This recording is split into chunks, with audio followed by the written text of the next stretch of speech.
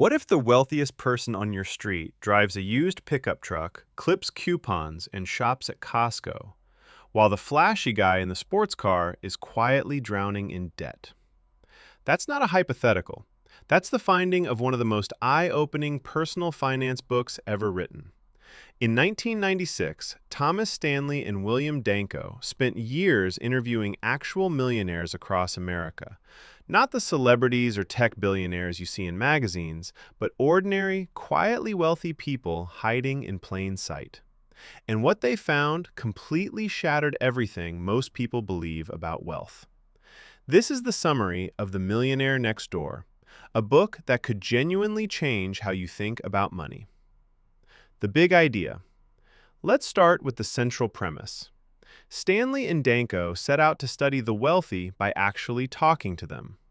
What they discovered was jarring.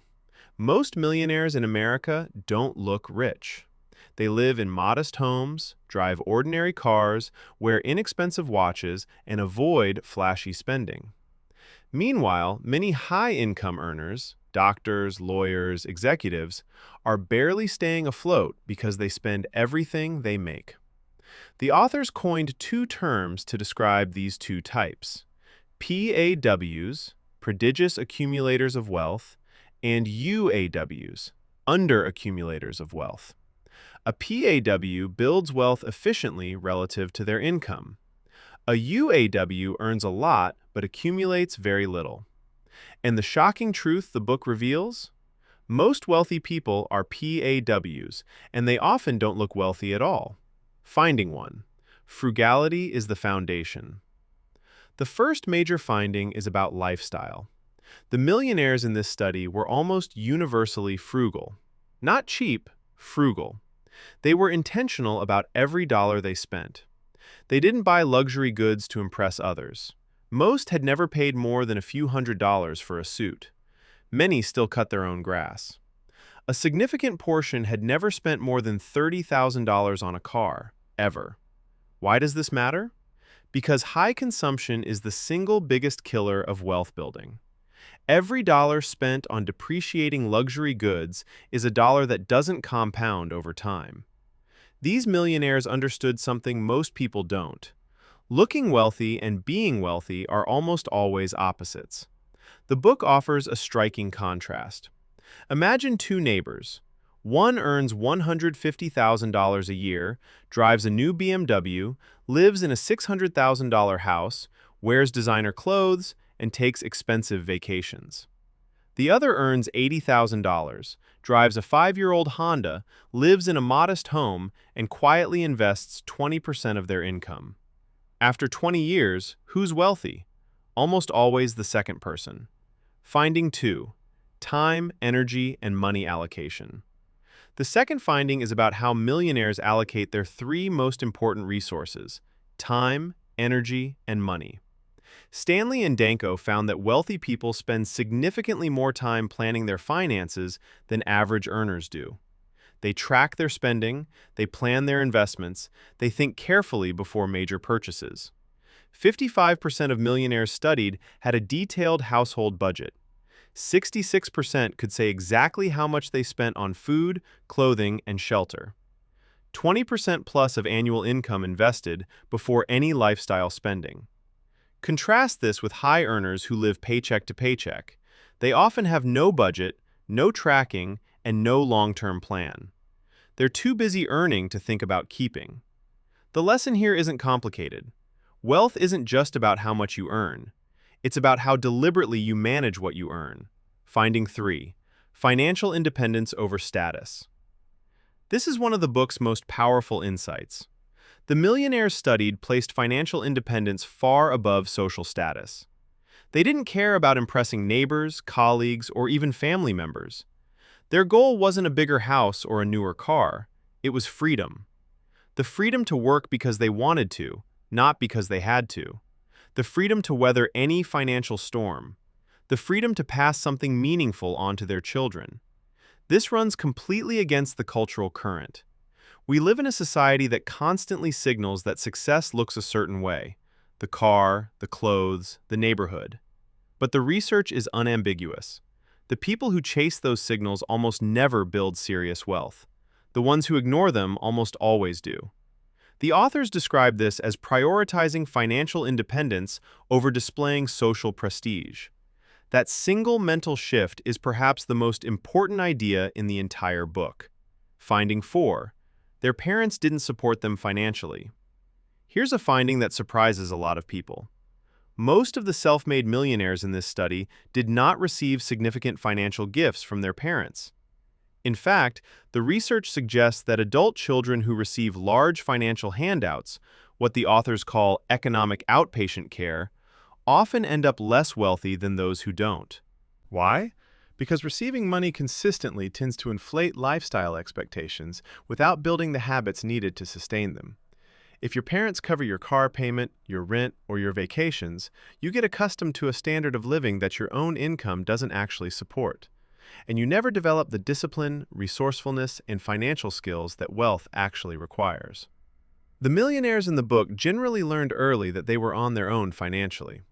That reality forced them to live below their means, make careful decisions, and build skills. It turns out that struggle, up to a point, is a wealth-building asset. Finding 5. Their children are economically self-sufficient. Related to the previous point, the wealthiest families in the study raised financially independent children. They taught their kids to be self-sufficient rather than dependent. They didn't give large cash gifts or buy their children's homes. Instead, they modeled good financial behavior and let their children develop their own financial muscles. The book contrasts this with what it calls fragile wealthy families, those where the parents worked hard to accumulate wealth, but then raised children who expected to inherit it without learning how to manage it.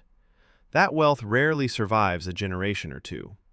True generational wealth, the authors argue, isn't just money. It's the knowledge, habits, and mindset that create money. Finding 6. They're proficient in targeting market opportunities.